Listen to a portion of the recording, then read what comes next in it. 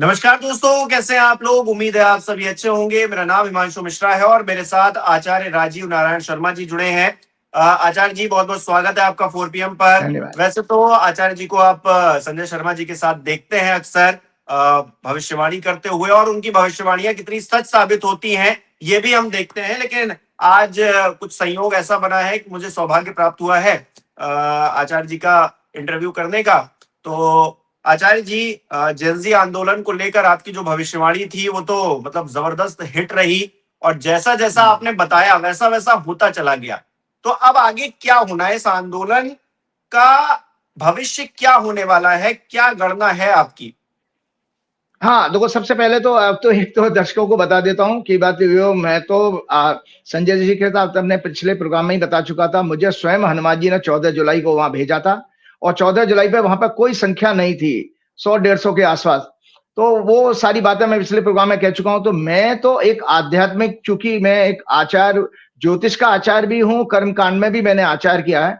तो उस आध्यात्मिक दृष्टि से हिमांशु हमको ये देखना चाहिए और सारे देशवासियों को देखना जानना चाहिए कि इसके पीछे कौन सी शक्ति ऐसी थी इस आंदोलन के पीछे कि जिसने नरेंद्र मोदी जी की सत्ता, और खासतौर से नरेंद्र मोदी अमित शाह जी के बारे में ये कहा जाता है कि 2002 से इन्होंने गुजरात में 12 साल और यहां भी 12 साल से ऊपर हो गए।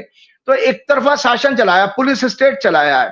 पुलिस स्टेट का मतलब होता है जहां आप पुलिस को का ओवर यूज करके जुडिशरी को बाईपास करते हो। जैसे आप किसी का घर गिरा देते हो, बिना कानूनी प्रक्रिया पूरा किए हुए आप घर गिरा रहे हो, किसी का डिमोलिश कर रहे हो, जो आप बुलडोजर भेज करके। जबकि तरीका तो यह है कि केस लड़ना चाहिए, अपना दोनों पक्ष अपना अपना अपना पक्ष रखेंगे कोर्ट में, तब जाके डिसीजन होता। तो उसको पुलिस स्टेट कहते हैं, जहां जुडिशरी को बाईपास करके आप पुलिस के डंडे से चलाते हो, ब्यूरोक्रेसी को पीछे धकेल देते हो, मतलब आईएएस लॉबी को। और हमारे यहाँ आदित्यनाथ जी भी, योगी, उनकी भी इसी तरह की फिलॉसफी है। तो ऐसे केस में इस सरकार को ये जैन जी आंदोलन ने क्यों पीछे घुटनों पर बैठाया। और अभी भी जैसे ये जब एफआईआर वापस नहीं ले रहे थे अलग अलग स्टूडेंट्स के ऊपर अलग अलग राज्यों में, तो फिर जैन जी ने 31 जुलाई से आंदोलन की फिर धमकी दी थी, जिसके बाद उन्होंने ली। तो बार बार ये एक तरह की नैरेटिव बन गई है कि इतनी अहंकारी सरकार जो है बैकफुट पे कैसे आ गई बच्चों की वजह से। तो मैं सबसे पहले उसको आध्यात्मिक आंसर देता हूं संजय जी, वो क्या नाम है हिमांशु। आपको पता है कि हमारे प्रभु श्री राम निर्माण के समय 1900 जो मंदिर का निर्माण था उसका 1990 से आरएसएस और बीएचपी ने ये एक आंदोलन शुरू किया और जबरदस्त डोनेशन वसूला गया, उसमें भी हेराफेरी की। उसके बाद अधूरे मंदिर में प्राण प्रतिष्ठा करके इन्होंने राजनीतिक फायदा के ऑब्जेक्टिव से आरएसएस बीएचपी के लोगों का राम मंदिर बनाया और ट्रस्ट पर सब कब्जा कर लिया। उसके बाद दान पत्रों से हमने देखा हजारों करोड़ की चोरी करी है। तो और इसमें अभी आप देखो क्या नाम है हिमांशु, इसमें मुझे ऐसा लग रहा है कि जिस तरह से ट्रस्ट के ऊपर कार्रवाई करने के लिए जब सुप्रीम कोर्ट में याचिका गई, तो वहां पर भी सुप्रीम कोर्ट ने भी एक कमजोर सा डिसीजन दिया। तो वहां लग रहा है कि सुप्रीम कोर्ट भी इसमें शामिल हो रहा है। तो जब इस तरह के अधर्म बढ़ जाते हैं तो ईश्वरीय शक्ति ही काम करती है हमेशा। अब हमारे शास्त्रों में लिखा गया प्राचीन काल से कि जब तानाशाह हो या राजा कोई अहंकारी हो जाए या राक्षस कोई महाबली हो जाए, जैसे रावण, दुर्योधन या आपके कंस, बड़े बड़े नाम हमारे सामने आते हैं, तो फिर इसमें ईश्वर कोई एक ऐसी रचना रखते हैं। तो ये बच्चे जो आए थे, आप इनको ये मान के चलिए। और आपको पता है कि हमारी ये सरकारें क्या करती हैं, जो मोदी जी की और योगी आदित्यनाथ जी की, बार बार हनुमान जी का अपमान कर रहे हैं। कभी पतंग में उड़ाते हैं, कभी हनुमान जी को कुछ कह देते हैं, उनकी जाति बताने लगते हैं। तो हनुमान जी के ये सब, ये जैन जी जो है वो हनुमान जी की वानर सेना के रूप में आई और इस वानर सेना ने उस अहंकारी मोदी, योगी, शाह, आरएसएस और बीएचपी वाली जो सरकार है उसकी लंका में आग लगा दी।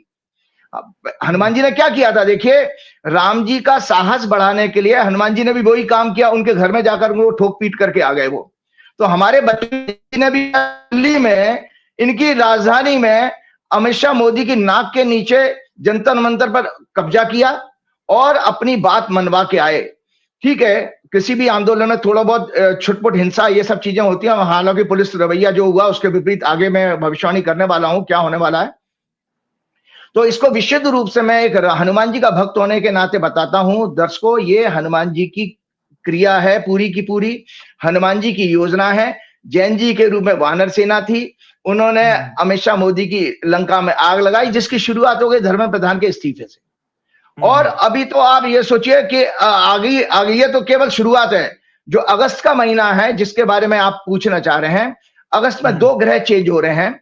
एक तो हमारा प्रोग्राम 2 तारीख का है, तो 1 तारीख को वो चेंज हो चुका है। शुक्र जो भारत की कुंडली का लग्नेश है, जो अक्सर आपके ऑफिस में स्टूडियो में है, और बोलिएगा कि उस इंडिया की चार्ट को, हॉरोस्कोप को दिखाएं, तो टॉरस लग्न की हॉरोस्कोप है, उसमें आंदोलन के घर का स्वामी भी शुक्र है और लग्न का स्वामी भी शुक्र है। वो बच्चों के घर में 5वां घर 5th हाउस होता है। दर्शकों, हमने बार बार आपके यहाँ बताया, एजुकेशन का, एजुकेशन इंस्टीट्यूशन का और बुद्धि का भी होता है, इंटेलेक्ट का भी है, इमोशंस का भी होता है। तो वहां पर यह शुक्र नीच का हो रहा है और शनि मंगल से पीड़ित होगा, क्योंकि 2 तारीख को हमारे प्रोग्राम में आज ही की रात को, लगभग रात को 11 बजे या 11:30 बजे के आसपास मंगल भी राशि बदल के मिथुन राशि में प्रवेश करेगा, जो एक अपने आप में अलग घटना। और भारत की जब आजादी मिली थी उस समय भी, दर्शकों की जानकारी के लिए बता देता हूं कि लगभग 10 लाख के आसपास हिंसा हुई थी। मतलब जब जन्म 15 अगस्त 1947 को जब टॉरस लगन की कुंडली थी, उस समय भी मिथुन लगन में, आप देख लीजिएगा, ये हॉरोस्कोप है कि मिथुन मतलब 3 नंबर साइन में है मंगल, और इसी साइन में मंगल आ रहा है अभी आज रात को। तो ये मंगल जन्म की कुंडली में भी छात्रों के घर को प्रभावित करा, तो अभी भी करेगा। तो ये अगस्त का महीना बेहद बेहद खतरनाक है। और किसके लिए खतरनाक है? खासतौर से जब मैंने सारी विवेचना की तो मुझे अमित शाह की हॉरोस्कोप हाथ में लगी। उस अमित शाह की हॉरोस्कोप को मैं आज विस्तार के साथ डिस्कस करूंगा। उसमें अमित शाह जी के लिए मुझे ज्यादा कुछ संकट इसमें दिखाई दे रहा है, भाजपा के लिए भी आ रहा है, भाजपा अमित शाह के लिए ज्यादा संकट इसमें दिखाई दे रहा है। तो ये जो है आंदोलन अब यहाँ पर रुकने वाला नहीं है। अलग रूप में इस आंदोलन को अब देशवासी अलग रूप में देखने जा रहे हैं। तो सबसे पहले मैं ये रहा, इसका राइटअप जरूर शेयर कीजिएगा। जो शुक्र का मैंने राइटअप जो है अपने दर्शकों को, अक्सर मैं अपने प्रोग्राम में राइटअप इसलिए शेयर करता हूं क्योंकि मैंने हिमांशु ये बताया कि भाई हमारा कोशिश ये रहती है कि लोग अपने घरों में इसको नोट्स बनाएं, इसको ज्योतिष को एक लेक्चर के रूप में मेरे प्रोग्राम को देखें। ये मेरी कोशिश रहती है। इसलिए मैं अपनी मेहनत को, जो मेरी एनालिसिस होती है, मैं आप लोगों के साथ शेयर कर लेता हूं। तो ये 1 अगस्त को लगभग 9:28 पे ये शुक्र राशि बदल चुका है। इस समय भारत के हॉरोस्कोप का 5th हाउस कन्या उदय हो रहा था, जिसमें नीच का 9th लॉर्ड, 2nd लॉर्ड जो है, और शुक्र शनि और मंगल से पीड़ित हो रहा होगा। पब्लिक के परसेप्शन, इमोशंस, फीलिंग, माइंडसेट का कारक चंद्रमा राहु केतु से पीड़ित है। हुआ था 1 तारीख को। चंद्रमा राहु के नक्षत्र में, 4th house domestic piece harmony में, धनु राशि पर शनि मंगल दोनों की एस्पेक्ट्स है। 3rd लॉर्ड 8th लॉर्ड है शनि, और शनि 6th लॉर्ड भी। अमित शाह के लिए मंगल का गोचर अत्यंत अशुभ है। मैंने पहले ही आपको बताया, भारत की हॉरोस्कोप में चंद्र शुक्र की दशा चल रही है। अतः शुक्र के इस ट्रांजिट में दोनों ही पाप ग्रहों के प्रभाव में है, जो ये संकेत दे रहे हैं भाजपा के लिए कि भाजपा क्रिमिनल एलिमेंट्स के साथ, जैन जी का जो उन्होंने जिस तरह से अभी बदनाम करने की कोशिश कर रहे हैं, ये इनको बैकफायर करेगा। ये जो है जितनी भी ये कोशिशें कर रहे हैं कि जैसे कुछ पुलिस की फैमिलीज को इन्होंने बैठा दिया और उसके बाद उनकी एक नैरेटिव बनाने की कोशिश कर रहे हैं, हमारे कुछ बच्चों के ऊपर गाली देने की, जबकि ये लोग खुद भूल जाते हैं इनके सांसद संसद में गालियां देते हैं। हमारी योगी आदित्यनाथ की भी वीडियो कहीं रिलीज हुई थी, वो अफसरों को, मीडिया के लोगों को गंदी गंदी गालियां देख करके बात कर रहे थे। तो वहां तो एक बच्चों के ऊपर गाली देने का, जबकि ये बच्चों का एक फ्रस्ट्रेशन, उनका तरीका है एक्सप्रेस करने का, हम आगे उसमें इस चीज की बात करें, तो उस पर ये जो कर रहे हैं ये सब के सब बैकफायर करने वाला है। बैकफायर का मतलब इससे रिवोल्ट बढ़ेगा, इससे एग्रेशन बढ़ेगा, क्योंकि आगे की ग्रह की दशा हमारी जो इस तरह की संकेत दे रही है। जो मैंने आपको पहले ही कहा कि ये आजादी के समय भी 10 लाख की इस समय हिंसा हुई थी। तो दर्शकों, आज आपको सामने फिर से शुरू करते हैं बीजेपी के हॉरोस्कोप को दोबारा मैं दिखा रहा हूं कि ये लोग ऐसा क्यों करते हैं बीजेपी वाले। तो जो मैंने आप लोगों के प्रोग्राम में अक्सर ये कहा कि जो राइटअप आपके पास है, भाई मूल रूप से हिमांशु, आज तक जितने भी यूट्यूब पर या मीडिया में जो एस्ट्रोलॉजर आते हैं, कभी भी बीजेपी की डिटेल में हॉरोस्कोप की चर्चा नहीं करते।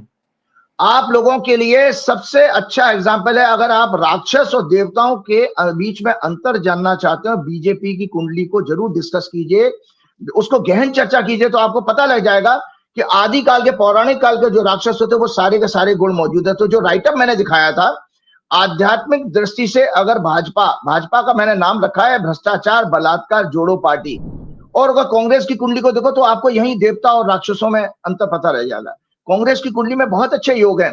तो छल कपट, बीजेपी की कुंडली के जो इन ग्रहों के प्रभाव से क्या दिखाई देता है इस कुंडली में, छल कपट, पाखंड, फाल्सुड, फेक नैरेटिव, कपट योग, सहयोगियों के साथ धोखा, पड़ोसी देशों से खराब संबंध, अहंकारी, दमनकारी, तानाशाही शासन जिसमें जनता कभी भी सुखी नहीं रह सकती, डेटा इतिहास को ये ट्विस्ट करके, मतलब तोड़ मरोड़ करके, कुतर्क के द्वारा भ्रम की स्थिति पैदा करने वाले, जैसे अभी ये कुतर्की पैदा कर रहे हैं कि बजाय अमित शाह को बचाने के ये पुलिस वालों की फैमिली को इकट्ठा कर दिया, जबकि आप लाठी में कीने लगी हुई लाठियां आपने मारी हैं, इलेक्ट्रिक शॉक वाला आपने यूज किया, पैलेट गन आपने यूज किया, आपने टीयर गैस के शेल जो है क्या नाम है बच्चों के ऊपर फेंके। तो ये सब चीजें, उस पर तो वो पुलिस वालों की फैमिली कुछ नहीं बोले, लेकिन अपना लेके आए। तो ये तर्क, मतलब कुतर्क करके चीजों को तोड़ मरोड़ कर पेश करने वाली आदतें भी इनके अंदर हैं, और समाज को धर्म वर्ग जात पात पर बांटकर पैदा करने वाली, जनता और शासन करने की सोच वाली, बुद्धिहीन विवेकहीन विजन वाली, जिनके अंदर दया करुणा नैतिकता सदाचार संविधान न्यायालय प्रजातंत्र के प्रति शून्य रेस्पेक्ट, रादर उसको कंट्रोल करके दमन करके करने की सोच वाली है। ईर्ष्या चुगली करने वाले हैं ये लोग। ड्रग्स, काला धन और भ्रष्टाचार, महिलाओं के साथ जघन्य अपराध, दलितों, आदिवासियों, किसानों, मजदूरों, छात्रों सहित समाज के सभी वर्गों का शोषण करने वाली भावना और सोच वाली ये पार्टी होनी चाहिए। अनेक प्रकार के मनोरोग वाली संस्था होनी चाहिए ये। इनके अंदर भगवान श्री राम द्वारा उत्तरकांड में भरत को जो राक्षसों के गुण बताए हैं वो सब के सब मौजूद हैं। इसके विपरीत कांग्रेस की हॉरोस्कोप भी आपके चैनल में है, उनको बोलिए दिखाएगा। जबकि इसके विपरीत कांग्रेस थोड़ा सा कंफ्यूजिव है, इतना एग्रेसिव नहीं है बीजेपी की तरह, लेकिन परंतु शास्त्रों में बताए गए देवताओं, संतों, महात्माओं वाले लगभग सभी गुणों वाली राजनीतिक पार्टी होगी। इनके शासन में कभी भी किसी के साथ भेदभाव नहीं होगा।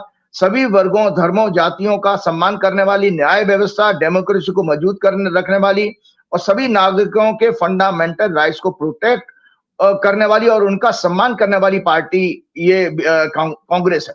तो ये मैं इसलिए आपको बता रहा हूं क्योंकि आपको देश में जब हमारी दो राजनीतिक पार्टियां, उनके व्यक्तित्व, उनके परफॉर्मेंस के बारे में पता होना चाहिए। सबसे बड़ी बात, जैसे अभी एक अभी रिसेंटली इसी हफ्ते में मनमोहन सिंह जी को क्लीन चिट दी गई उसमें कोलगेट घोटाला कांड में सुप्रीम कोर्ट द्वारा।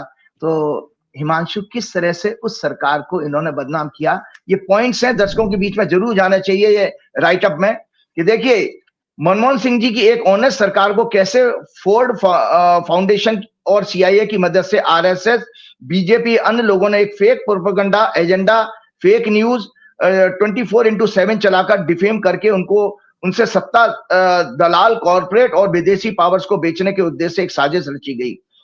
2G स्पेक्ट्रम स्कैंडल की हवा बनाई गई जो 2017 में कोर्ट ने फर्जी बताया और अब मनमोहन सिंह जी को उसमें क्लीन चिट भी मिल गई मरणोपरांत। बॉलीवुड स्टार्स, एक्टर्स की एक लॉबी को सरकार को बदनाम करने के लिए यूज किया गया। अंबानी के टीवी चैनल्स ने 2011 से फेक एजेंडा चलाना शुरू किया। व्हाट्सएप के जरिए ग्रुप बनाकर सोसाइटीज के आंटी अंकल के जरिए यूथ और तमाम देशवासियों को फेक राष्ट्रवाद, corruption, historical facts, freedom movement को हिस्टोरिकल फैक्ट्स को तोड़ मरोड़ करके फ्रीडम मूवमेंट को के और मुस्लिम नफरत वाले नेहरू खानदान आदि पर फेक न्यूज सर्कुलेट की गई। तारक मेहता जैसे टीवी शोज चलाए गए जो वैसे तो एंटरटेनमेंट शोज थे, लेकिन उनमें भी सरकार की कमियों को एक्सपोज किया गया। मनमोहन सिंह जी की छवि खराब करने के लिए कई टीवी शोज चलाए गए। नेहरू गांधी परिवार को फेक स्टोरीज के द्वारा बदनाम किया गया।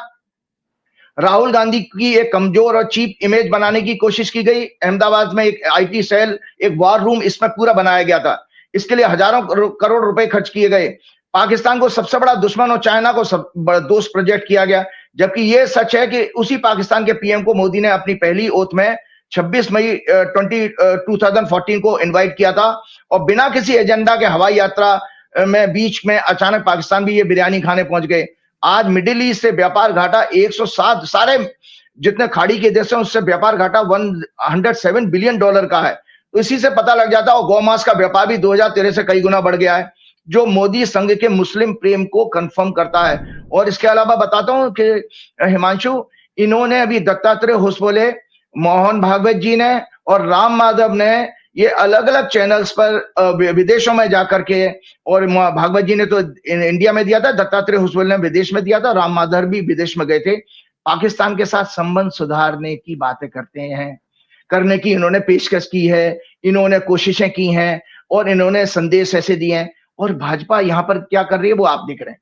तो मैं अब आता हूं असली बात पर, जो मैंने आपको कहा था कि जो मंगल का जो राशि परिवर्तन हो रहा है, सबसे पहले आपको एक चीज बताना चाहता हूं कि ये सत्ता का जाने का जो मेरे 14 सितंबर का प्रोग्राम था हमारा 4 PM का, उसी में मैंने ये कहा था, 14 सितंबर की राइट अप भी है जो बार बार मैं इसलिए दिखाता हूं, ये हमेशा आपके पास प्रूफ रहना चाहिए।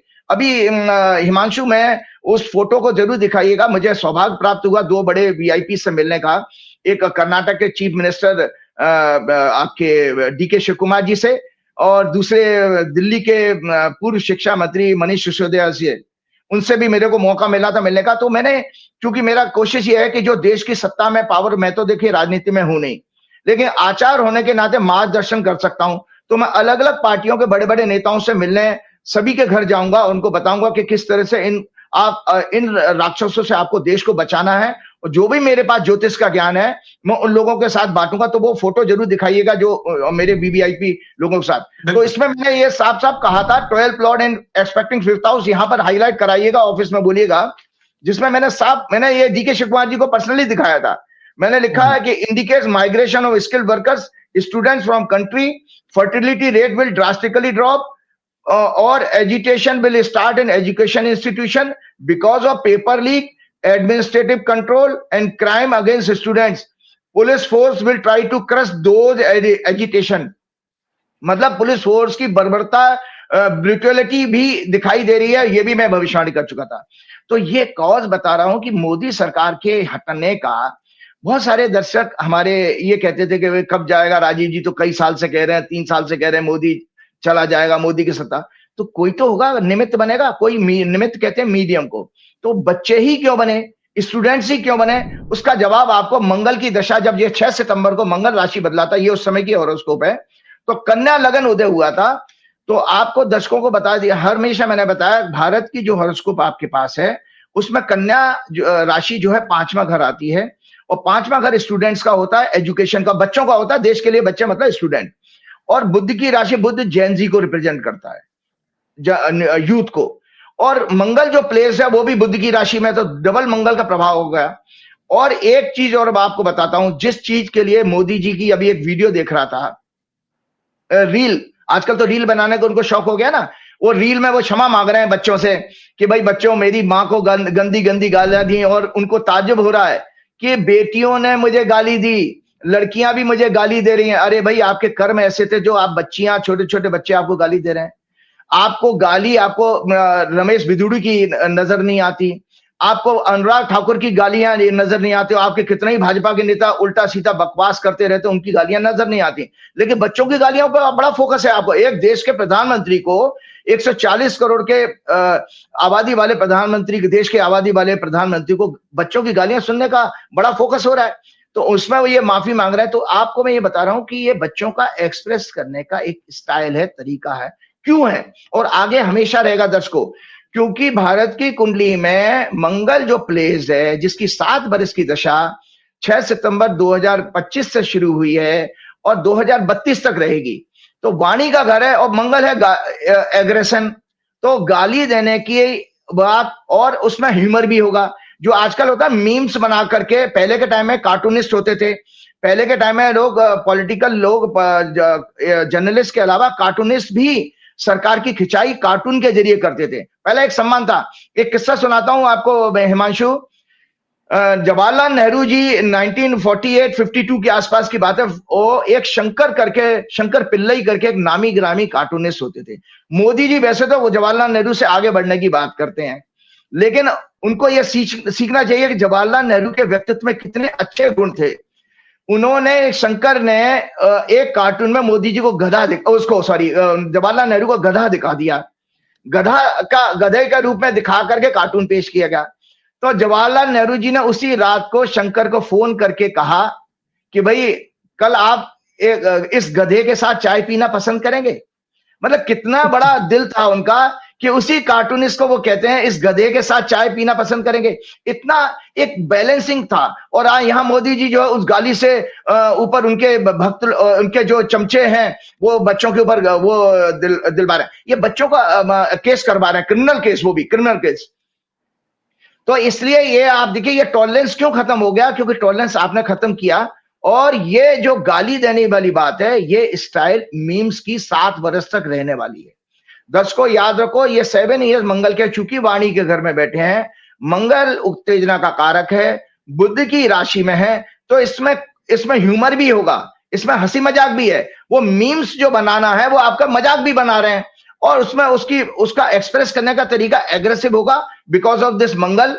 और जो मैंने आपको बताया कि कोई स्टूडेंट का घर इसमें उदय हुआ जब मंगल ने अपनी राशि बदली थी, और जब ये मंगल की दशा शुरू हो रही थी, तो इसीलिए ये छात्र आंदोलन के द्वारा ही ये सरकार को हटाया जाएगा, ऐसा विधि का विधान भगवान ने, परमात्मा ने लिख दिया था। ये हमारा आपका लिखा हुआ नहीं थे, परमात्मा का लिखा हुआ विधान था। तो इसमें मैं आपको बता रहा हूं कि मंगल की राशि परिवर्तन का सबसे पहले ये क्या नाम है, अमित शाह जी के हॉरोस्कोप देख लीजिएगा कि अमित शाह जी का, जब मैंने इनकी हॉरोस्कोप देख रहा था, मुझे अमित शाह जी के लिए ज्यादा इसमें खतरनाक संकेत, कन्या लगन की कुंडली है, और इसमें जो है कन्या राशि मिथुन में मंगल प्रवेश कर रहा है, इनके 10वें घर में प्रवेश कर जाएगा मंगल, इनके 10वें भाव में, और वहां से चौथी दृष्टि से कन्या राशि को देखेगा। और अमित शाह जी की इस समय जो दशा चल रही है वो मैं आपको बताने वाला हूं। और 7वें घर से बैठा हुआ शनि बकरी है, जो वो इसको पहली लगन पर दृष्टि दे रहा है। तो अमित शाह जी के लिए आज का दिन 2 अगस्त से उनके राजनीतिक जीवन का सबसे कठिन दौर शुरू हो रहा है, जहां पर उनकी पॉलिटिकल आइडेंटिटी को बहुत बड़ा खतरा है। उनके त्याग पत्र देने का पूरा कारण तैयार हो जाएगा इसी महीने में। तो मैं इस राइटअप को शेयर करता हूं आपके साथ कि मंगल का राशि परिवर्तन और बीजेपी अमित शाह के लिए काल का अशुभ संकेत, ग्रह योग। मंगल आज रात को 22:51 पर, मतलब रात को 10:51 पर जब राशि परिवर्तन करके मिथुन राशि में प्रवेश करेगा, उस समय ब्रह्मांड में मेष लग्न 12वां भाव भारत की कुंडली का उदय हो रहा होगा, जो काल पुरुष का लग्न भी है, और अमित शाह की कुंडली का, चंद्र कुंडली का लग्न है, उनकी मेष राशि है। इसमें 10वें भाव का स्वामी शनि जो 27 जुलाई को वक्री हो चुका है, 12वें भाव में है, अतः उनके रेजिग्नेशन के लिए आंदोलन खड़ा होगा। अब जो आंदोलन, जो पार्ट 2 खड़ा होगा हिमांशु, वो अमित शाह के इस्तीफे के लिए खड़ा होने वाला है, और उन्हें इस तरह के अपमान का सामना करना भी पड़ेगा। मोदी 30 की शपथ, जो मोदी जी ने जो तीसरा कार्यकाल है उसकी 9 जून 2024 को जो शपथ ली थी, वो वृश्चिक लगन में ली थी, और इसका स्वामी मंगल 8th हाउस में प्रवेश कर रहा है, जो अभी मिथुन राशि 8वां घर बनता है। साथ ही इस हॉरोस्कोप का संकट, आंदोलन, लिटिगेशन का 6th हाउस उदय हो रहा है। ट्रांजिट में राहु नेटल शनि के ऊपर से गोचर कर रहा है। ट्रांजिट में राहु जो है जन्म के शनि से, जो मोदी जी ने ओथ ली थी 2024 में, उसके जन्म की पोजीशन से गोचर कर रहा है। और 15 अगस्त को 10th लॉर्ड सूर्य भी राहु केतु से पीड़ित हो जाएगा, अभी आने वाली 15 अगस्त को। मोदी गवर्नमेंट के लिए फ्यूचर फर्दर संकट पैदा करने वाला यह समय आ रहा 15 अगस्त से। अमित शाह के हॉरोस्कोप में उनके जीवन का सबसे खराब समय शुरू हो रहा है। 8th लॉर्ड मंगल 10th हाउस में प्रवेश करेगा, और 4th एस्पेक्ट से लगन, मतलब कन्या राशि को, और 4th हाउस और जन्म के केतु को प्रभावित करेगा, और जन्म के राहु से गोचर करेगा अमित शाह की हॉरोस्कोप में। जब भी राहु और मंगल का दर्शकों कॉम्बिनेशन आता है, तो सत्ता से उखाड़ना या सत्ता से छोड़ना या त्यागपत्र देने का सीन जरूर बनता है। ये क्लासिकल ज्योतिष के उदाहरण है। 7th हाउस से शनि वक्री होकर 7th हाउस में बैठा है, और लग्न को प्रभावित कर रहा है, 4th हाउस को पीड़ित कर रहा है।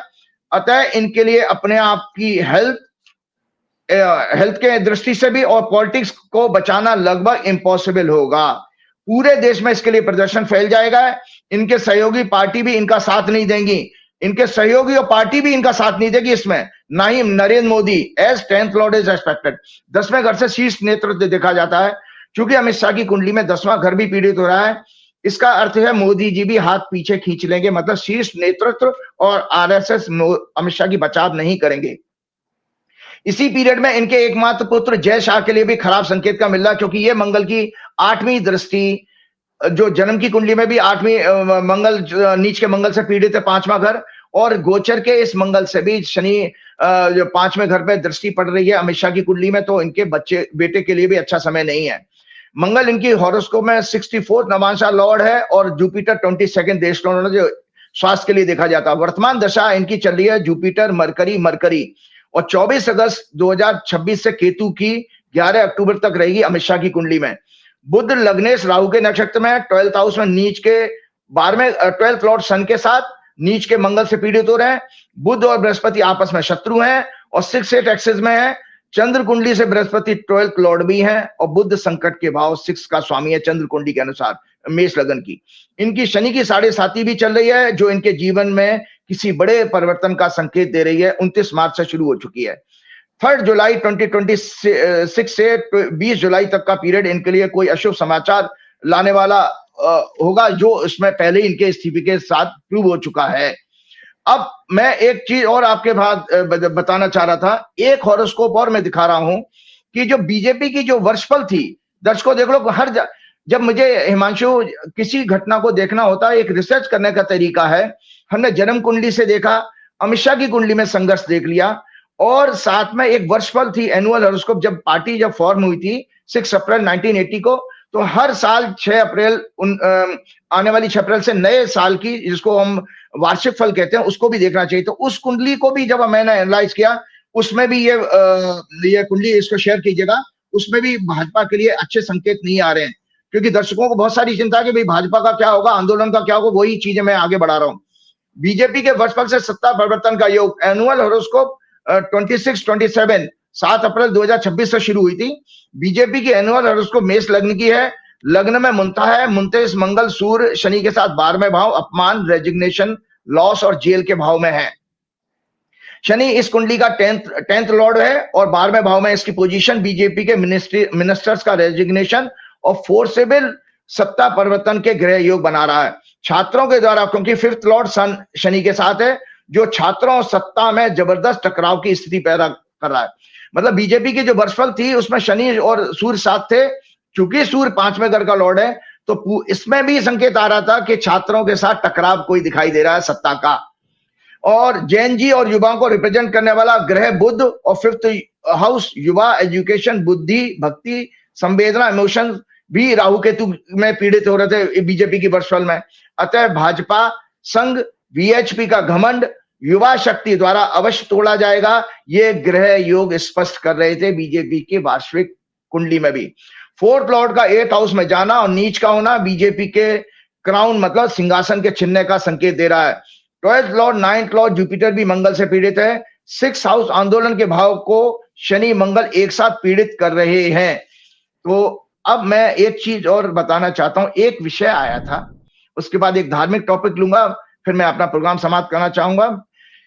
कि एक राहुल गांधी ने एक वर्ड यूज किया था संसद में जिसमें बहुत ज्यादा बवाल हो गया था, इडियट और अंधभक्त। तो आज मैं इस पर हिमांशु, आज दर्शकों की नॉलेज के लिए थोड़ा सा विस्तार में बोलना चाहूंगा कि पहले तो ज्योतिष के अनुसार इडियट और अंधभक्त कैसे देखे जाते हैं, इसको मैं पहले स्पष्ट कर देता हूं। 5th हाउस जो होता है हमारा बुद्धि का होता है। मरकरी हमारा दर्शकों इंटेलेक्ट का सिग्निफिकेटर होता है, बुद्धि का कारक है। और विवेक का कारक हमारा बृहस्पति होता है। चंद्रमा हमारा मन का कारक है। तो जो मूर्ख होते हैं, इडियट की हिंदी होती है मूर्ख। तो मूर्ख व्यक्ति की कुंडली में आप देखेंगे कि 5th हाउस पीड़ित होगा। 5th लॉर्ड जो है अगर 6, 8, 12 में राहु केतु या अन्य पाप ग्रहों से प्रभाव में है, तो ऐसा व्यक्ति बुद्धि से कमजोर होता है। और उसका 5वां घर पीड़ित हो या 5th लॉर्ड भी साथ में पीड़ित हो, तो वो भी कंफर्म करता है। और साथ में बुध अगर पीड़ित हो जाए, तो ये कॉम्बिनेशन है हमारे ज्योतिष के। और अंधभक्त के क्या होते हैं? अंधभक्त बेसिकली एक आइडियोलॉजी है। अंधभक्त का मतलब यह है कि वो उसके अंदर बुद्धि तो है, लेकिन उस बुद्धि का एप्लीकेशन उसका नहीं है। वो भावनाओं में बह करके उस बुद्धि को, अपने ज्ञान को वो उसका यूज नहीं कर रहा है। ये अंधभक्त की कैटेगरी है। आगे मैं उसको विस्तार से बताऊंगा। तो अंधभक्तों की कुंडली में ये है 9th हाउस पीड़ित होगा दर्शकों। 9वां अगर चूंकि हमारा चेतना का है, जब हमारे अंदर चेतना कमजोर हो जाती है, इंग्लिश में कॉन्शियसनेस कहते हैं, और विवेक उसका स्वरूप माना गया है विजडम। तो विजडम ना होने के कारण हम किसी एक पर्टिकुलर आइडियोलॉजी को फॉलो करने लगते हैं। चाहे वो आरएसएस की आइडियोलॉजी हो या किसी भी विचारधारा हो, या किसी व्यक्ति को भगवान मानने लगे मोदी जी को, या किसी गुरु के पीछे चल पड़े, या ये हमारे बहुत सारे देवी देवताओं की भक्ति, या कोई बहुत सारे लोग साईं की भक्ति की बात करने लगे। तो यहाँ पर ये सब चीजें एक तरह से एक ही व्यक्ति को पूजने की आदत आपकी तब बनती है जब आपका 9वां घर पीड़ित होगा और साथ में बृहस्पति पीड़ित होगा। कुंडली में अगर बृहस्पति राहु केतु के प्रभाव में तो गुरु चंडाल योग बनता है, तो ये कारण माना गया अंधभक्ति का। तो मैं एक राइटअप है उसके साथ हम आगे बढ़ते हुए ये जरूर शेयर कीजिएगा। ये मैंने इसमें बनाया था कि इडियट और अंधभक्त में सामाजिक और आध्यात्मिक दृष्टि से डिफरेंस क्या होता है। सामाजिक दृष्टि से डिफरेंस, इडियट मूर्ख और बेवकूफ, Hindi. An idiot is a person who largely lacks discrimination, विवेक शक्ति कमजोर होती है, common intelligence and the ability to make sound decision. He makes mistakes simply because he does not understand. समाज में वह अक्सर हंसी मजाक का विषय बना रहता है या उपेक्षित रहता है। उसकी प्रत्येक हरकत उसे व्यक्तिगत स्तर पर नुकसान पहुंचाती है, but he is rarely able to form organise group और movements. His foolishness is usually passive in nature. और अंधभक्त क्या होते हैं? Blind followers. A blind follower और devotee may possess intelligence and understanding, yet he holds such intense and unconditional loyalty towards a person, ideology, party, guru or symbol that he refuses to accept logic, facts, reasoning or criticism. His devotion is called blind because he follows with closed eyes. सामाजिक रूप से और राजनीतिक रूप से ये कहीं अधिक शक्तिशाली और डेंजरस होते हैं अंधभक्त। जितने भी तानाशाह जो हैं अंधभक्त पैदा करते हैं, उसके बाद देश पर कब्जा कर लेते हैं। तो इसलिए ये साफ साफ कहा गया है शास्त्रों में कि सामाजिक और राजनीतिक रूप से सबसे बड़े दुश्मन ये अंधभक्त ही होते हैं। इसलिए भगवान किसी को भी भूल के भी अंधभक्त ना बनाए, मूर्ख बना दे ज्यादा अच्छा, अंधभक्त ना बनाए। तो और ये क्योंकि वह समूह बनाता है, ही फॉर्म्स ग्रुप, ही ब्रांड्स क्रिटिक्स एज एनिमीज। वो क्रिटिक्स को जो है ना एक दुश्मन की तरह देखने लगता है। वह तथ्यों को तोड़ मरोड़ करके डिस्टॉर्ट करके पेश करता है। Sometimes he even resorts to pressure और वायलेंस। जैसे आप अपने व्हाट्सएप ग्रुप के आंटी अंकलों को नहीं देखते हैं, वो अंधभक्त होते हैं तो फैक्ट्स को तोड़ मरोड़ करके उन्हीं तरह की पोस्ट को भेज करके एक माहौल क्रिएट करने की कोशिश करते हैं। इसलिए वो समाज के लिए बड़े दुश्मन है। इडियट अकेला नुकसान पहुंचाता है, याद रखो, मूर्ख अकेला नुकसान पहुंचाता है और अंधभक्त सामूहिक रूप से कलेक्टिवली, मैंने कहा ना पूरे देश और समाज को बर्बाद कर देते हैं अंधभक्त। अंधभक्त कलेक्टिवली समाज की सोच और क्वालिटी ऑफ डिबेट को इन्फ्लुएंस कर सकता है। आध्यात्मिक दृष्टि से इनके बीच में क्या परिवर्तन है मैं जल्दी से बताता हूं। सनातन धर्म, संस्कृति और शास्त्रों के अनुसार इडियट और अंधभक्त अलग अलग कैटेगरीज में आते हैं। इडियट मूर्ख, शास्त्रों में मूर्ख उसे कहा गया है जिसमें विवेक, डिस्क्रिमिनेशन और विद्या यानी नॉलेज दोनों का अभाव हो। गीता, उपनिषद और योग, वशिष्ठ, रामायण आदि ग्रंथों में बार बार कहा गया है कि बिना विवेक ज्ञान के मनुष्य पशु समान, जानवर के समान होता है। An idiot neither moves towards knowledge nor towards true devotion. He stands far away from the spiritual path. और ब्लाइंड फॉलोअर्स के बारे में हमारे शास्त्र क्या कहते हैं? भक्ति स्वयं बहुत हाई स्टेट की अवस्था मानी गई है, टोटल सरेंडर। लेकिन जब भक्ति में श्रद्धा हो परंतु विवेक ना हो, जिस भक्ति में श्रद्धा तो है लेकिन विवेक नहीं है, तो वो अंधभक्ति कहलाती है। तो वो व्यक्ति अंधभक्ति कहलाता है। सच्ची भक्ति में 3 रिक्वायरमेंट होती हैं दर्शकों: श्रद्धा, डीप फेथ, विवेक, एबिलिटी टू डिस्टिंग्विश राइट और रॉन्ग, नॉलेज या कम से कम जिज्ञासा, जेन्युइन इंक्वायरी होनी चाहिए। नॉलेज है या एक जिज्ञासा। भगवान ने गीता में 4 प्रकार के भक्त बताए हैं: आर्थ, अर्थार्थी, जिज्ञासु और ज्ञानी। उसमें भगवान ने ये कहा आर्थ वो भक्त होते हैं जो हमेशा रोते रहते हैं, हमेशा कंप्लेन करते रहते हैं, कोसते रहते हैं चीजों को, परिस्थितियों को। और अर्थार्थी जो होते हैं हमेशा वो धन पशु होते हैं, वो बार बार हर चीज में पैसा और भगवान को प्रसाद लगा दूंगा ऐसा लालच और भगवान को भी ब्लैकमेल करने की कोशिश करते हैं। तीसरे होते हैं जो इंक्वायरी करते हैं कि मैं कौन हूं, भगवान क्या है, सो वो जिज्ञासु कहे गए। और चौथे ज्ञानी होते हैं जिन्होंने भगवान को रियलाइज कर लिया है। तो ईश्वर ने अर्जुन को बताया कि अर्जुन, 4 प्रकार के भक्तों में मुझे ज्ञानी सबसे ज्यादा प्रिय है, जिन्होंने मुझे जान लिया है, जिन्होंने मुझे पा लिया है। तो मैं आगे बढ़ता हूं। अंधभक्त में पहली चीज तो बहुत स्ट्रांग और प्रबल होती है, मतलब श्रद्धा तो होती है, लेकिन दूसरी और तीसरी चीज वीक होती है या टोटली मिसिंग होती है। As a result, in the name of guru, deity और ideology, he can fall into superstition, blind imitation and sometimes hypocrisy, पाखंड में।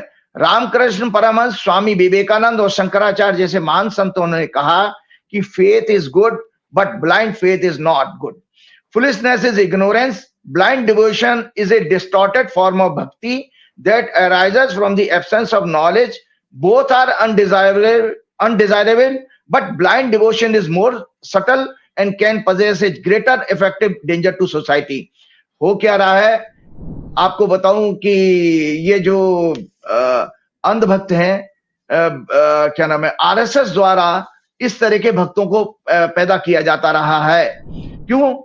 लास्ट 100 ईयर से मूर्ख अंध भक्तों की जनसंख्या देश में बढ़ाई जा रही है, जो यूएसए इजराइल के साथ मिलकर एक विदेशी साजिश है जो भारत की धर्म, संस्कृति, ज्ञान के मूल स्वरूप को नष्ट करके एक पाखंड और इग्नोरेंस की संस्कृति के रूप में इसको जो है पेश किया जा रहा है।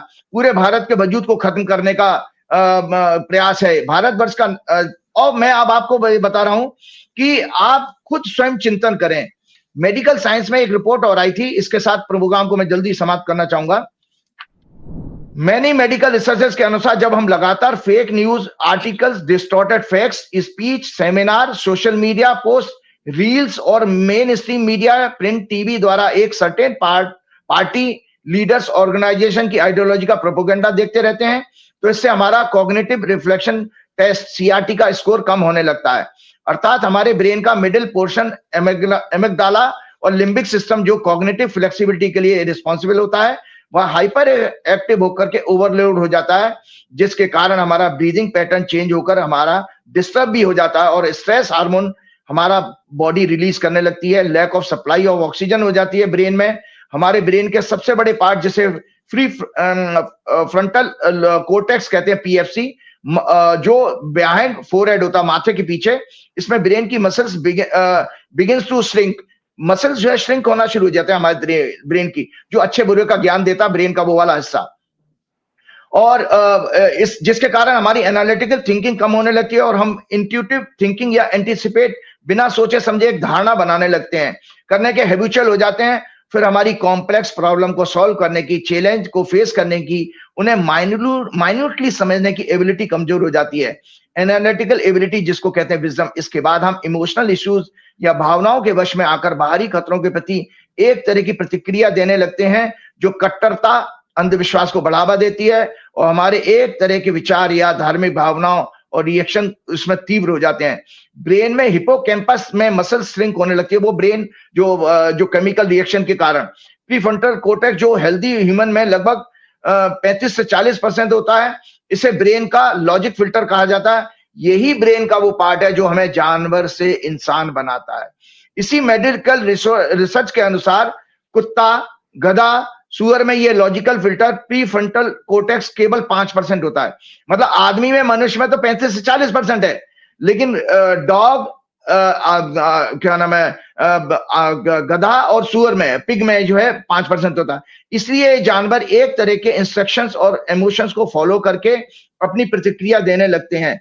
आरएसएस की शाखाओं में स्वयंसेवकों, डिस्टॉर्टेड हिस्ट्री, स्क्रिप्चर्स, रिचुअल्स और other fake information continuously 365 days 24/7 feed किए जाते हैं, जिनके कारण इनका लॉजिकल फिल्टर 35% से कम होकर 5% वाले जानवरों की कैटेगरी में चला जाता है। ये कट्टरवादी और हिंसक हो जाते हैं। इनमें भावनाएं, संवेदना, नैतिकता, सदाचार आदि खत्म होने लगता है इन लोगों के अंदर। आरएसएस जो जिस तरह की स्वयंसेवक तैयार करता है, इतिहास के अनुसार लगभग सभी तानाशाहों का यही स्टाइल ऑफ फंक्शनिंग होता है।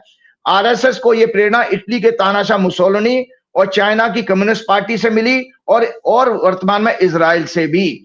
अब देशवासी प्रोग्राम का खत्म करते हुए हैं, इस पर चिंतन जरूर करें। ये राइट अप है।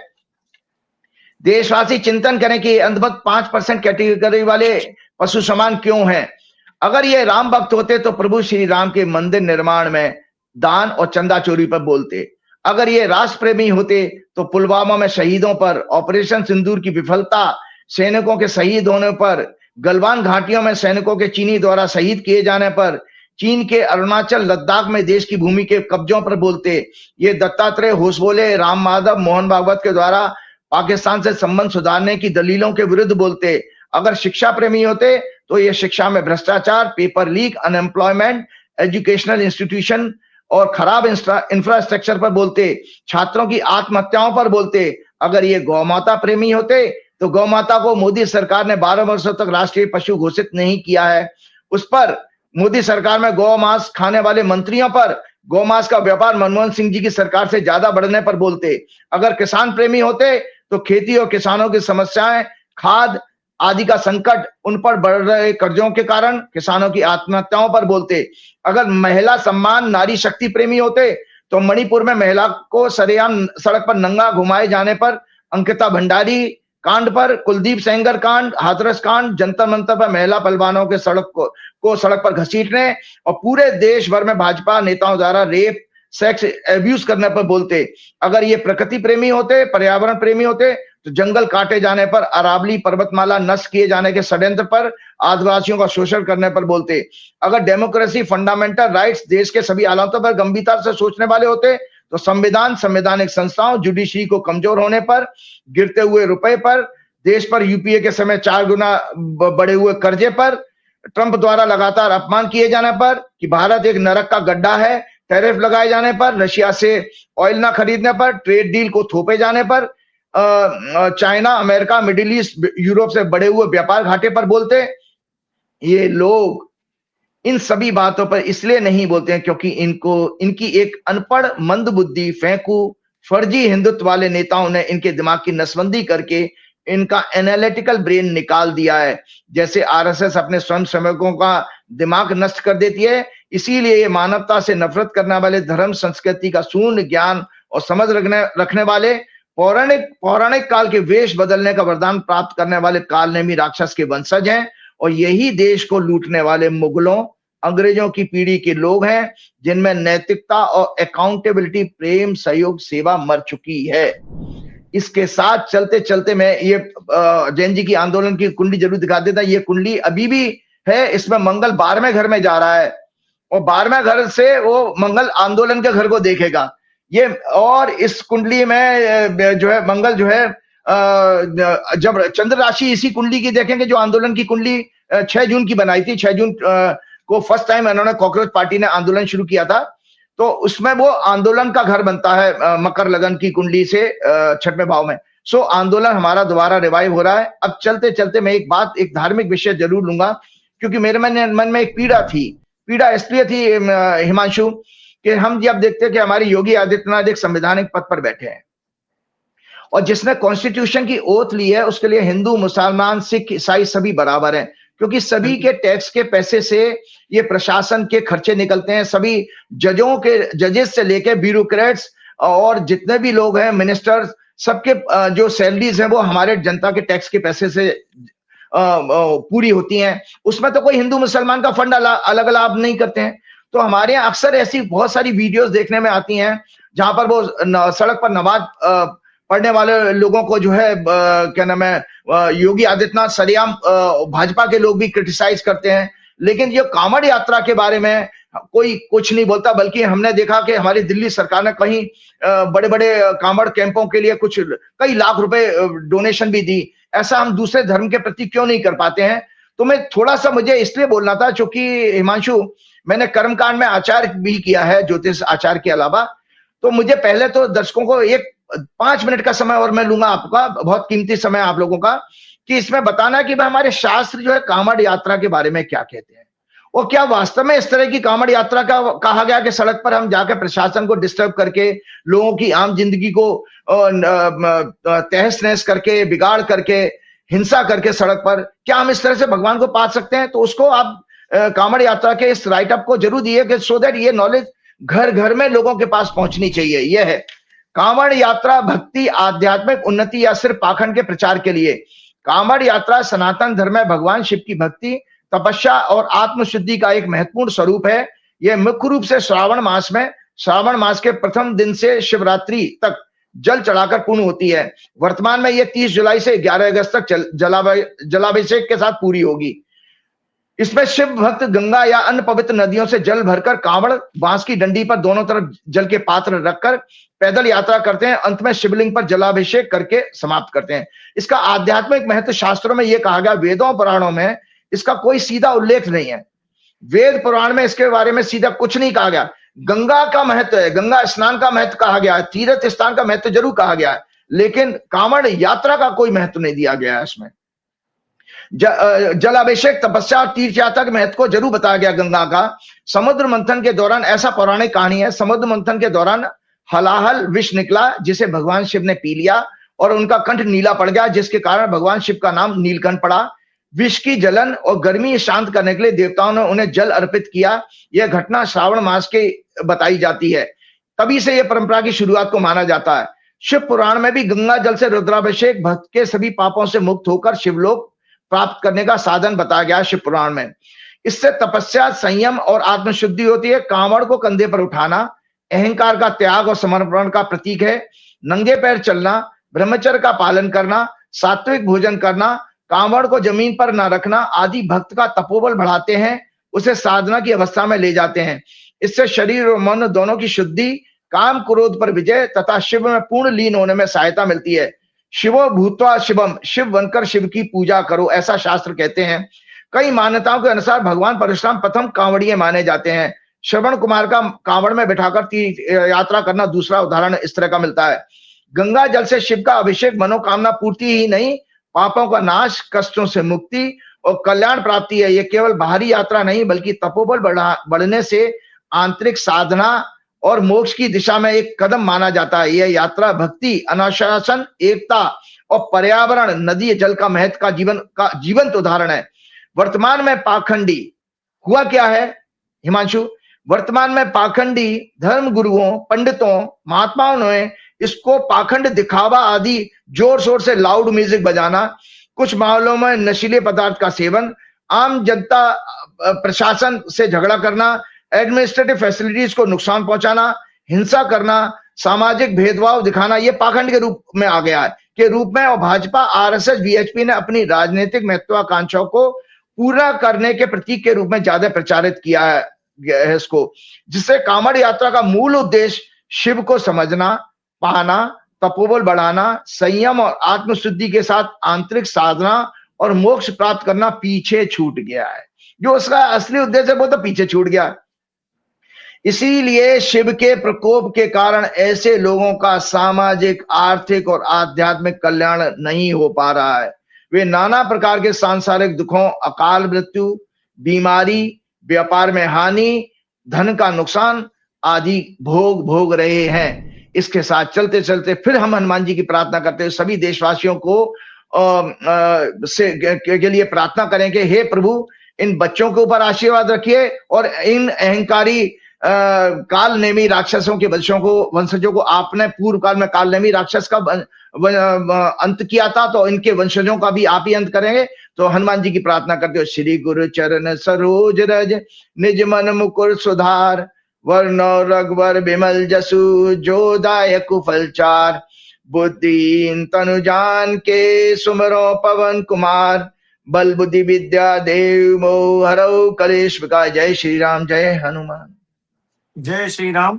और आचार्य जी बहुत बहुत धन्यवाद आपका, बहुत बहुत शुक्रिया। आपने जानकारी भी दी और भविष्यवाणी भी की। हालांकि आपकी जो भविष्यवाणियां हैं वो किस तरह से सच साबित होती रही हम सबने देखा। हालांकि कुछ लोग लांछन भी लगाते हैं, बदनाम करने की कोशिश भी करते हैं, उनको भी हम देखते रहते हैं। खैर, उनका जो काम है वो करते रहेंगे, हमारा जो काम है हम करते रहेंगे। हम अपनी राह पर चलते रहेंगे, देश को आगे बढ़ाने के लिए, देश की तरक्की के लिए लगातार हम लोग तत्पर रहेंगे। बहुत बहुत धन्यवाद आचार्य जी, आपने समय दिया। और हमारे जो दर्शक हैं वो कमेंट करके बताएं कि उनको ये प्रोग्राम कैसा लगा और जो आचार्य जी की भविष्यवाणी है उसको लेकर उनका क्या कहना है। बहुत बहुत धन्यवाद।